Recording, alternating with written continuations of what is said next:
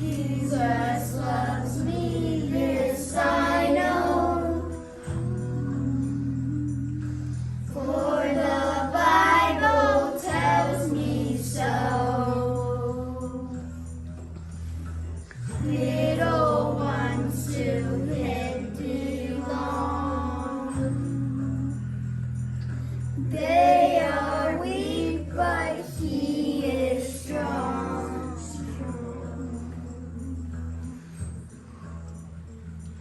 Well, good morning, children. I'd like you to meet my four-legged friend, Angie. Angie the doggy. Angie likes to come to chapel because Angie likes children. Well, let's have our morning prayer. I don't know if you can see her folded paws, but you fold your hands and close your eyes. God, we know you love little children and you love doggies and kitties, and inspire us to love doggies and kitties, mommies and daddies and brothers and sisters and teachers and other children in our school. Amen. Well, we're going to enjoy a Bible story. Get your listening ears on. We're going to listen to a Bible story. This is the story about Joseph and the 12 tribes of Israel. Remember how Joseph had a coat of many colors and long sleeves made by his father Jacob. And Jacob and Leah and Rachel had eventually 12 sons. And Joseph, one of those sons, had a dream, two dreams actually. In one, all of the sheaves of grain were bent towards him in the center, and the stars in the sky were focused on Joseph in the center. He told his brothers about these two dreams, and they interpreted these dreams to mean that all the brothers would bow down to Joseph. Did that make them happy?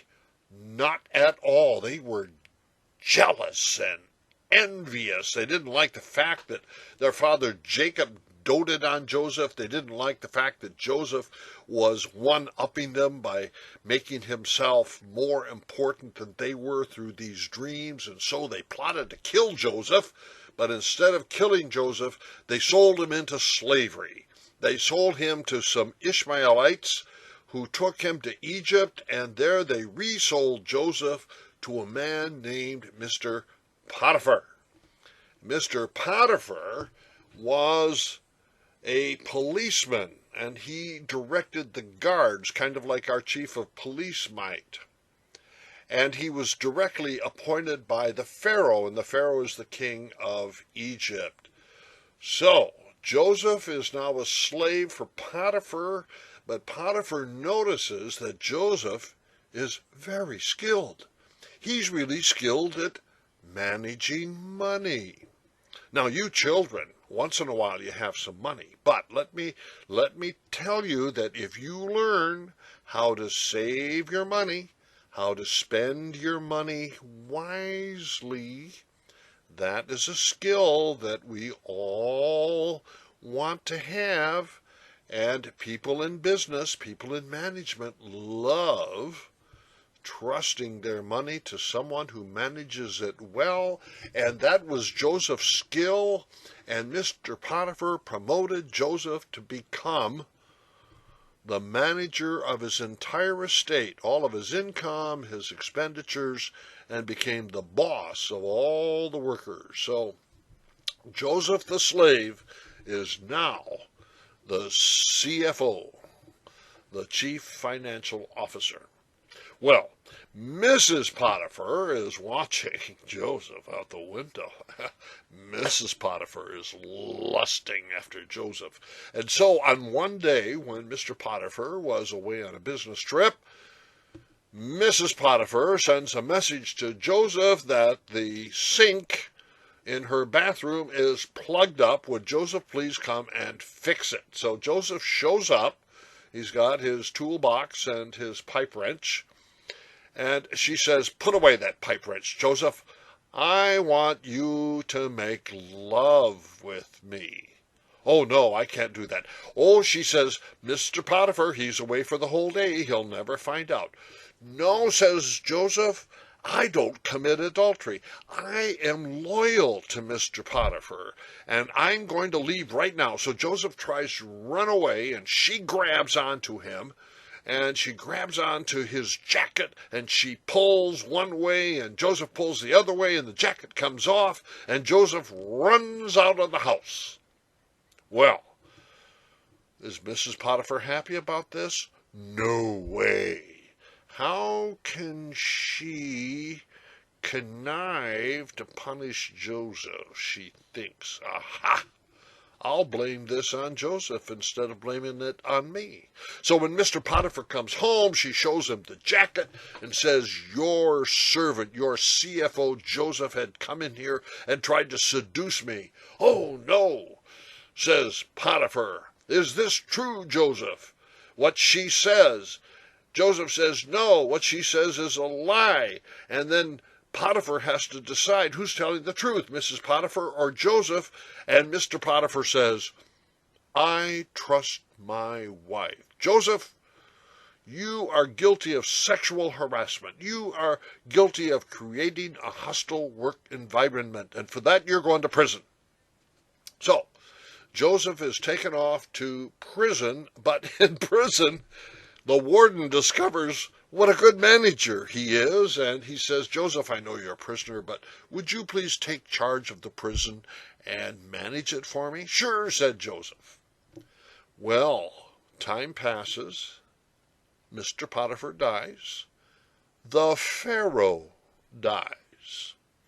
And a new Pharaoh comes onto the throne of Egypt, and this new Pharaoh does not know anything about Joseph, who's rotting away in prison all by himself.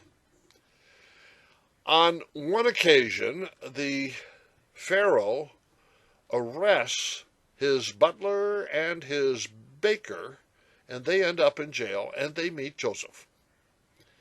Now, the butler and the baker each have a dream, and Joseph says, I think I can interpret those dreams. God sometimes gives me insight to interpret dreams. What are they?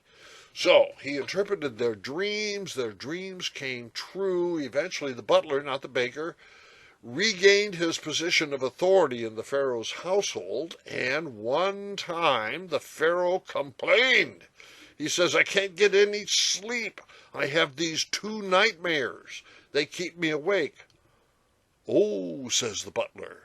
Let me tell you about Joseph. Joseph is in jail, but he knows how to interpret dreams. Pharaoh says, send for Joseph. So Joseph is given a clean shave and a bath and some fresh clothes by the warden. And Joseph shows up and he says to the Pharaoh, well, how can I help you?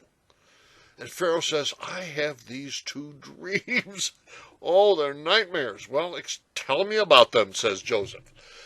The first dream, he says, is that 7 steers, beef cattle, come walking up out of the Nile River. They're fat. They're going to make wonderful hamburgers someday. But then 7 more lean, scrawny, starving cattle come up and they eat the first ones. And then he says, I have another dream. And in this dream, we have 7 ears of corn, beautiful sweet corn. Just you dip them in butter and they just taste heavenly. But then 7 skinny, scrawny ears of corn grow up and swallow up the first 7. Oh, I don't know. They just worry me, says Pharaoh. Joseph says, I can interpret these, but actually God is going to help me interpret them. First, the 7 fat cows and the 7 luscious ears of corn represent 7 years of prosperity. But those skinny cows and those crummy, unfruitful corns of ear represent 7 years of famine. So let me tell you what we ought to do. Each year during our harvest of the crops and our slaughter of the beef cattle, we will save 20% for the future. And then after the 7 years of plenty, we'll have plenty in the storerooms for the 7 years of famine that will follow. Boy, that's a smart idea, said the Pharaoh. Suppose I put you in charge. So, the Pharaoh puts Joseph in charge. In fact, the Pharaoh treats him like an Egyptian. And Joseph speaks Egyptian. He grew up speaking Hebrew, but now he's speaking Egyptian. And Joseph is in charge of all of the economy of Egypt. And during the 7 years of famine, he builds barns and storehouses, and in goes the grain, and in goes the healthy cattle. And then, after that, a drought happens, just like we have in California. And year after year, the water goes away, and it won't be long, and we in California won't be able to grow any crops either. And Egypt could not grow any crops. But the famine spread all throughout the Middle East, even the land of Canaan, even the land of Israel, where Jacob and his brothers were living. So when they ran out of food in the land of Canaan, Jacob sends his 11 brothers, to Egypt to see if they can buy some food. And when they show up, Joseph recognizes them, but they don't recognize Joseph. And Joseph says, "Don't you have any younger brothers at home?" Ooh, they started feeling guilty because they remembered having sold Joseph into slavery. "Do you have a father at home?" "Yes, his name is Jacob." And Joseph says, "I'll give you enough food to get by, but I want you to go back to Israel and bring Jacob, now named Israel, down here so I can meet him." So the brothers do this, and when they get back with Jacob, the father, there's a reunion. Joseph tells them who he is, and he introduces his family to Pharaoh, and the Pharaoh says, "You can make your home in the land of Goshen, and you can thrive on the food that we have put away for this famine." So the story ends quite happily, but here is the most important verse. "You meant evil, but God meant it for good." The brothers ask Joseph for forgiveness. Joseph forgives them, and he says, "What you meant for evil, God meant for good." That's the end of the Abraham, Isaac, Jacob, and Joseph story. Now, wasn't that an exciting Bible story? I like coming to chapel with the school children. I'm going to say goodbye now. Bye-bye.